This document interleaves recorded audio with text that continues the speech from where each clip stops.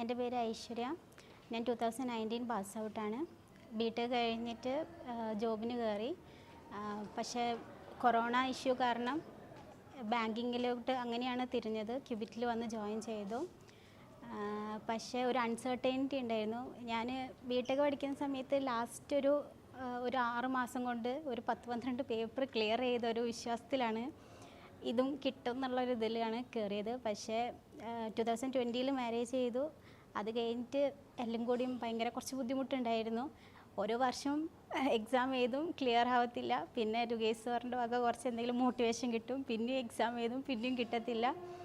അങ്ങനെ ഞാൻ 2024 ഞാൻ ഏകദേശം ക്വിറ്റ് ചെയ്ത മാതിരി ജോബിന് വീണ്ടും വെബ് ഡെവലപ്പറായിട്ട് ഇറങ്ങി.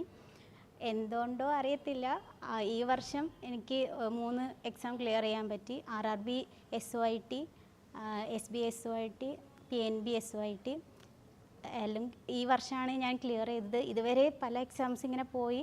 സാറിൻ്റെ മോട്ടിവേഷൻ ഉണ്ടായിരുന്നു. ഒരു എക്സാം ഫെയിൽ ആവുന്ന സമയത്ത് നമ്മൾ 2, 3, 4 പ്രാവശ്യമൊക്കെ ഒരു മോട്ടിവേഷൻസ് നോക്കും. എന്തായാലും ഈ വർഷം കിട്ടി, വളരെ സന്തോഷം.